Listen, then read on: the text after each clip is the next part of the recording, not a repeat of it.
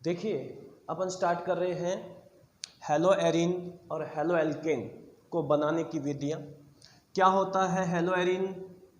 Hello का मतलब halogen से है। हैलोजन हैलोजन कौन से वर्ग में होते हैं? 17वें वर्ग में हम पढ़ते हैं हैलोजन। फ्लोरीन, क्लोरीन, ब्रोमीन और आयोडीन। इनकी संयोजकता एक होती है, यानी ये एक बंध बनाते हैं। अच्छा, हेलो एरिन। एरिन हमारा मोस्ट कॉमन नाम है, जनरल नाम है किसका? बेंजीन का। बेंजीन। इसको हैलोजन को हम रिप्रेजेंट करते हैं एक्स से, और एक्स का मतलब है कॉमनली एक्स से व्यक्त करते हैं फ्लोरीन, क्लोरीन, ब्रोमीन और आयोडीन। तो हैलोजन हमारे बेंजीन रिंग पे लगे होते हैं, तो इसको बोलते हैं हेलो एरिन। ये आपका मोस्ट कॉमन नाम है। और haloalkane, R X. X का mean fluorine, chlorine, bromine, iodine. ठीक है। और आर किसी भी तरह की कार्बन चेन या कार्बन श्रृंखला हो सकती है। ठीक है। जैसे CH3Cl, CH3Br, इस तरह से हमारे ये क्या है? हेलो एल्केन्स हैं। ये जो नेम है, ये मोस्ट कॉमन नेम IUPAC में है, और सामान्य नाम में इनको हम क्या बोल सकते हैं? सामान्य नामकरण जो पद्धति है उसमें हम बोल सकते हैं इसको एरिल हैलाइड। Aryl halide. और इसको क्या बोल सकते हैं? Alkyl halide. ये सारा नामकरण में आता है। तो नामकरण का एक अलग से वीडियो होगा। नामकरण में हम समझाएंगे कि ये इस तरह से क्यों लिखे जाते हैं और ये इस तरह से क्यों लिखे जाते हैं। अभी हम इनको बनाने की विधियां पढ़ना चाहते हैं।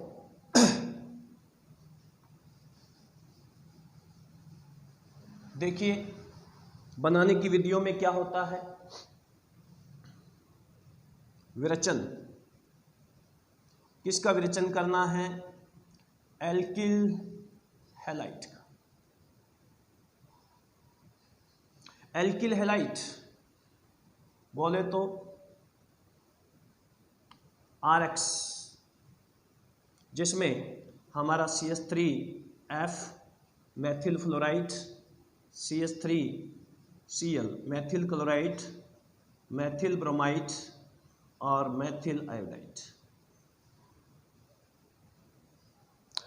फ्लोरीन वाले जो यौगिक हैं, मैथिल फ्लोराइड जैसे हैं, या फ्लोरीन युक्त जो यौगिक है एल्किल हैलाइड हैं, उनको बनाने की एक ही अभिक्रिया आती है, श्वार्ट्ज अभिक्रिया। क्योंकि फ्लोरीन जो है वो एक मजबूत बंध बनाता है, जिसके फलस्वरूप बहुत ज़्यादा एनर्जी निकलती है, और इसको बनाने की जो अभिक्रियाएं हैं वो क्या होती हैं? विस्फोटक होती हैं। तो नॉर्मली इसको बनाने के लिए कोई ऐसी अभिक्रिया ली जाती है जिसमें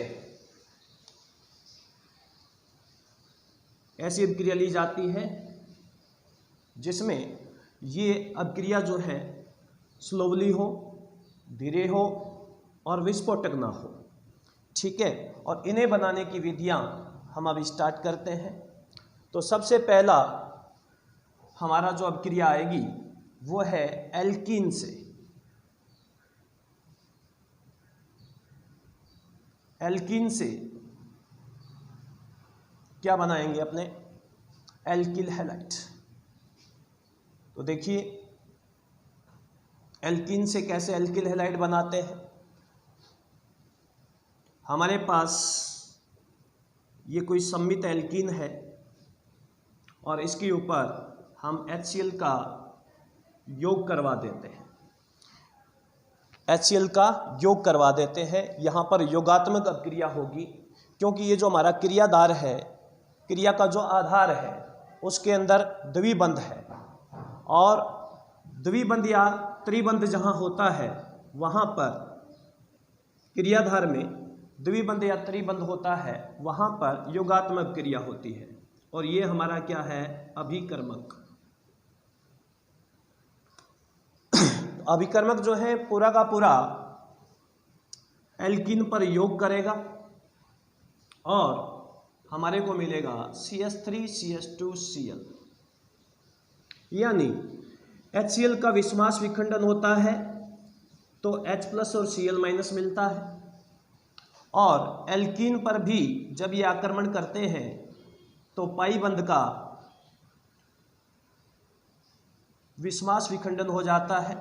विस्मास विखंडन में बंध के दोनों इलेक्ट्रॉन एक तरफ चले जाते हैं, एक कार्बन पे चले जाते हैं, तो क्या होता है, इसके ऊपर नेगेटिव चार्ज आ जाएगा और इस पे पॉजिटिव चार्ज। 11th स्टैंडर्ड में आपने 11th क्लास में पढ़ा होगा कि विस्मास विखंडन किस तरीके से होता है। इसके बाद Cl इसके ऊपर आकर जुड़ता है, H+ इसके ऊपर आकर जुड़ता है, तो हमें क्या मिलता है, एथिल क्लोराइड। एथिल क्लोराइड ये तो कॉमन नाम है, सामान्य नाम है, और IUPAC नाम होगा इसका क्लोरो इथेन। IUPAC नाम क्या होगा, क्लोरो इथेन। तो ये हमारा एल्कीन से एक एल्किल हैलाइड बन जाता है। इसके बाद हम एक असम्मित एल्कीन लेते हैं।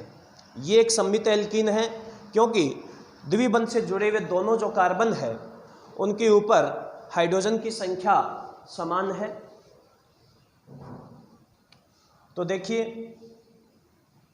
नेक्स्ट हम लेते हैं असम्मित एल्कीन। असम्मित एल्कीन जैसे हमने एक प्रोपीन लिया और इसके ऊपर इस बार हम HBr का योग करवा देते हैं। HBr का जब योग करवाएंगे तो यह योग जो है मार्कोनिकॉफ नियम से होता है। असम्मित एल्कीन पर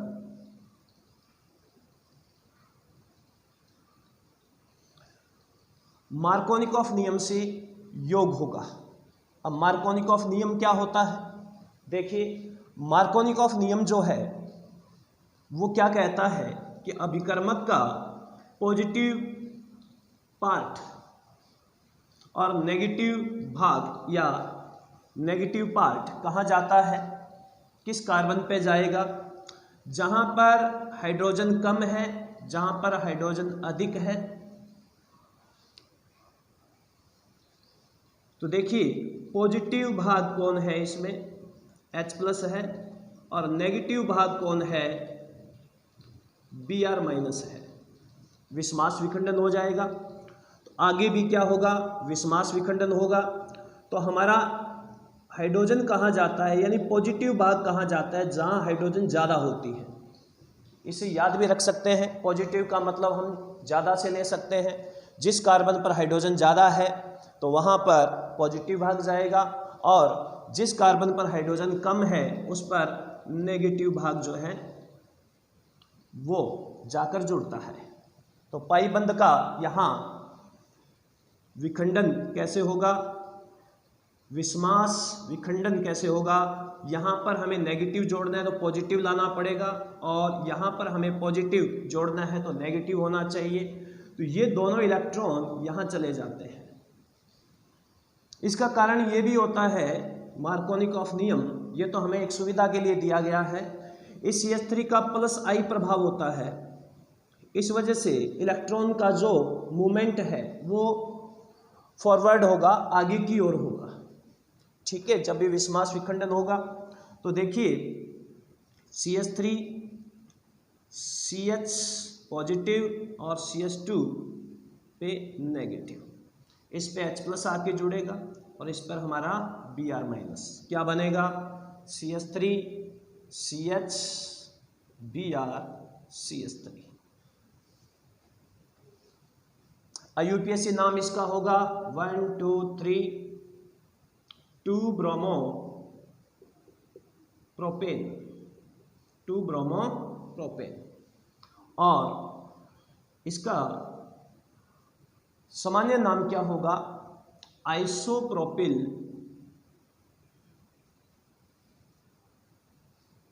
ब्रोमाइड, आइसोप्रोपिल ब्रोमाइड।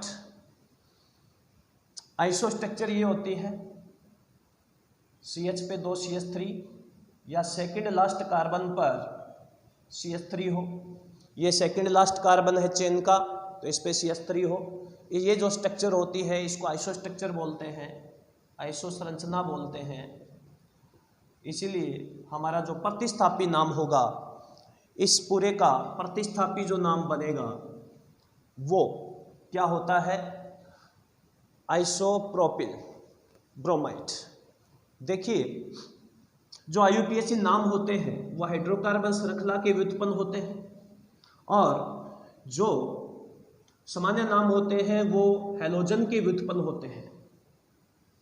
IUPAC नाम हाइड्रोकार्बन श्रृंखला का व्युत्पन्न है और जो सामान्य नाम है वो हैलोजन का व्युत्पन्न है। इस बात का मतलब क्या है, इस बात का मतलब ये है कि जैसे हमारे दादा का या हमारी गोत्र जो होती है उसको हम हमारे नाम के लास्ट में जोड़ते हैं, लास्ट नेम होता है, तो उसी तरीके से यहाँ पर जिसका भी व्युत्पन्न मानकर नाम लिखा जाता है तो ये IUPAC नाम जो है वो किसका व्युत्पन्न होता है, हाइड्रोकार्बन श्रृंखला का, और हैलोजन का व्युत्पन्न होता है सामान्य नाम। तो इसमें जो कार्बन श्रृंखला है वो प्रतिस्थापी बन जाती है और हैलोजन का पूरा नाम आता है, और इधर जो आपका प्रतिस्थापी है वो हैलोजन बन गया और हाइड्रोकार्बन श्रृंखला का नाम लास्ट में आया है। तो इस तरीके से हम नाम लिखते हैं। तो इस तरह से हमारे यहाँ पर हमने योग किया किसका, HBr का, ठीक है। HI का भी योग करवा सकते हैं आप, HF का नहीं करवाएंगे क्योंकि विस्फोटक रिएक्शन होती है। अच्छा, इसके बाद हम बात करते हैं कि कई बार NCERT में किस तरह के क्वेश्चन पूछते हैं। NCERT में कुछ इस तरह के क्वेश्चन पूछते हैं, आजकल राजस्थान में NCERT चल रही है, इस तरह के क्वेश्चन पूछ लेते हैं। HBr सीधा सीधा है कि हम इसका योग करें, डबल बॉन्ड है, एल्कीन है और असम्मित एल्कीन है। यहाँ हम देखें तो सिर्फ कार्बन है, यहाँ अपन देखें तो CH है, यहाँ हाइड्रोजन ज़्यादा माने जाएंगे और यहाँ हाइड्रोजन कम माने जाएंगे। तो नेगेटिव कहाँ आएगा, नेगेटिव हमारा जो है वो यहाँ आता है और पॉजिटिव जो है CH पे आता है। पाई बंध जो है ख़त्म हो जाएगा। तो इस तरह से हमारा यहाँ पर योग होगा तो हमें क्या मिलेगा, साइक्लोहेक्सेन। 1 नंबर यहीं देंगे, 1 ब्रोमो 1 मिथाइल या मेथिल साइक्लोहेक्सेन, इसका नाम होगा 1 ब्रोमो 1 मेथिल साइक्लोहेक्सेन। ठीक है, तो इस तरह के क्वेश्चन जो हैं वो थोड़ा उलझाने के लिए पूछ लिए जाते हैं हमारे NCERT में। इसके बाद जो हमारा एल्कीन से एल्किल हैलाइड बनाने का जो सफ़र चल रहा है, एल्कीन से एल्किल हैलाइड,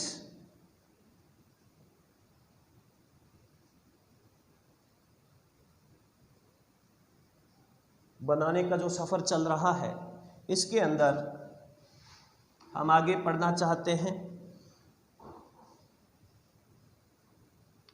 हमारे पास है समित एल्कीन है और इसके साथ HBr दिया है और यहाँ लिखा है प्रोक्साइड। इस कंडीशन में प्रोक्साइड लिखा हुआ है, तो इस कंडीशन में आपको उल्टा योग करवाना है, यानी एंटी मार्कोनिकॉफ नियम लगाना है। मार्कोनिकॉफ नियम आता है तो उसका उल्टा कर दें, तो एंटी मार्कोनिकॉफ नियम क्या होगा, देखिए H+ और Br माइनस, पॉजिटिव भाग कहाँ जाएगा, जहाँ हाइड्रोजन कम है, और नेगेटिव भाग कहाँ जाएगा, जहाँ हाइड्रोजन ज़्यादा है। तो यहाँ पर एंटी मार्कोनिकॉफ रूल काम में आएगा, ये सुविधा के लिए बनाया गया है। ठीक है, इसका हम कारण भी जानेंगे क्या क्यों ऐसा होता है। तो देखिए क्या बना है, CH3 CH2 CH2 Br, 1 bromo propane, 1 bromo propane बनता है।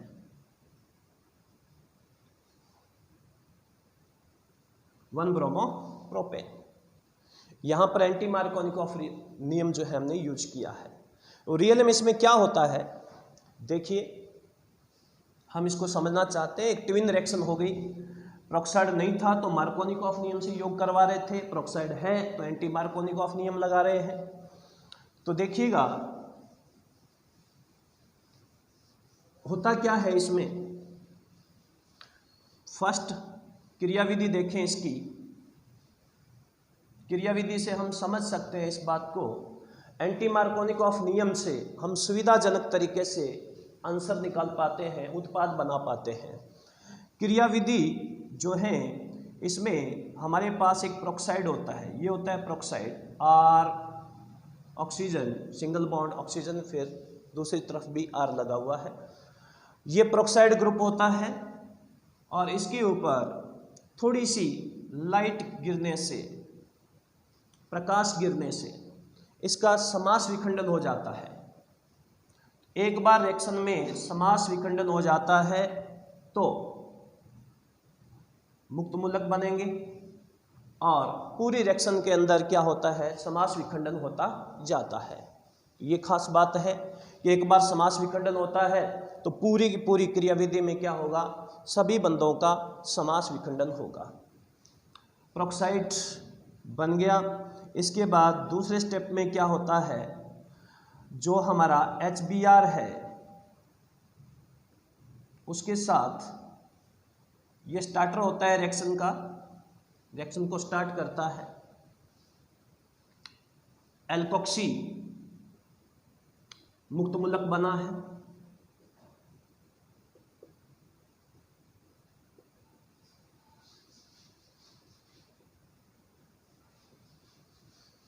यहां से फिर से क्या होगा, समास विखंडन, और इस H के साथ ROH बनेगा और यहां से Br मुक्त मूलक निकलेगा। ये Br मुक्त मूलक जो है वो असमित एल्कीन पे आक्रमण करेगा। तो दो तरीके के मध्यवर्ती बन सकते हैं, दो तरीके के मध्यवर्ती बन सकते हैं। Br यहाँ भी अटैक कर सकता है, यहाँ भी, तो यहाँ पर समास विखंडन होगा, यहाँ पर मुक्त मूलक बनेंगे। Br यहाँ भी आके जुड़ सकता है और यहाँ भी आके जुड़ सकता है। इस पाई बंध का समास विखंडन होगा। जैसे मैंने कहा कि अभी एक बार पूरी क्रियाविधि के अंदर समास विखंडन स्टार्ट हो जाता है तो फिर पूरी अभिक्रिया में समास विखंडन ही होता है। तो मैं दोनों बनाता हूँ कि Br यहाँ जुड़ जाए तो मुक्त मूलक यहाँ रहेगा और Br यहाँ जुड़ जाए तो मुक्त मूलक यहाँ रहेगा। ये आपको 2 डिग्री मुक्त मूलक प्राप्त होता है, कार्बन मुक्त मूलक, और ये आपका 1 डिग्री कार्बन मुक्त मूलक है। तो ये हम 11th में पढ़ते हैं कि 2 डिग्री मुक्त मूलक जो है वो स्थायी होता है। 2 डिग्री मुक्त मूलक क्या होता है? स्टेबल होता है, ज़्यादा स्थायी होता है। तो ये वाला हम काट देते हैं कि ये नहीं बनेगा इस अभिक्रिया में। अब फिर 4th स्टेप में क्या होता है? ये 2 डिग्री मुक्त मूलक HBr से फिर रिएक्शन करता है और फिर से HBr का समास विखंडन होता है और यहाँ से H जो है वो CH मुक्त मूलक 2 डिग्री मुक्त मूलक पे आके जुड़ जाता है और Br मुक्त मूलक फिर से आगे रिएक्शन करता है, इसी रिएक्शन को दोहराता है। तो एक बार स्टार्टिंग की ज़रूरत होती है इसमें, एक बार स्टार्टिंग की ज़रूरत होती है, तो इसके लिए हम पेरोक्साइड लेते हैं और स्टार्टिंग करने के बाद जो है ये मुक्त मूलक बनते रहते हैं, Br मुक्त मूलक। ये यहाँ से वापस आकर किसी नई, ये वाला किसी नई असमित एल्कीन पर अटैक करेगा और फिर से यही स्टेप दोहराए जाएंगे। इस तरह से हमारे जो है मार्कोनिकॉफ नियम के उल्टा यहाँ पर उत्पाद बनता है। मार्कोनिकॉफ नियम में 2 ब्रोमोप्रोपेन बन रहा था, लेकिन यहाँ पे 1 ब्रोमोप्रोपेन बनता है। तो ये क्रियाविधि है, ये क्या है? हमारी क्रियाविधि है, जिसमें हम देख सकते हैं कि हमें मार्कोनिकॉफ नियम के उल्टा जो है उत्पाद मिला है। और मार्कोनिकॉफ एंटी मार्कोनिकॉफ नियम जो हमने दिया है यहाँ पे, वो सुविधा के लिए है, सुविधा के लिए एंटी मार्कोनिकॉफ नियम हम यूज कर सकते हैं। नेक्स्ट हम देखें, क्वेश्चन देखें तो क्वेश्चन किस तरीके से आता है।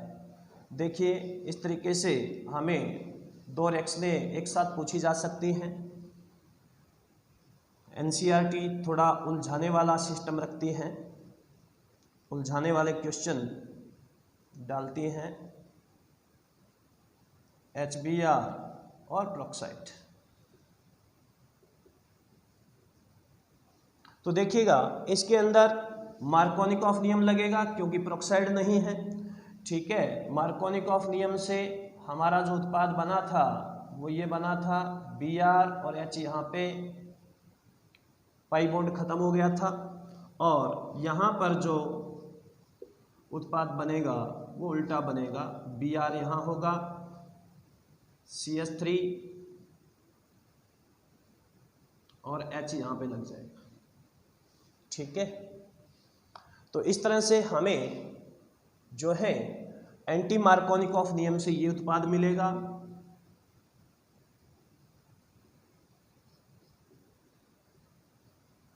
और ये अपना मार्कोनिकॉफ नियम है, फॉलो होगा यहाँ पे। तो ये मैं इसको बोलता हूँ जुड़वां रिएक्शन या ट्विन रिएक्शन। बहुत बार पूछी जाती है twin reactions. Thank you so much.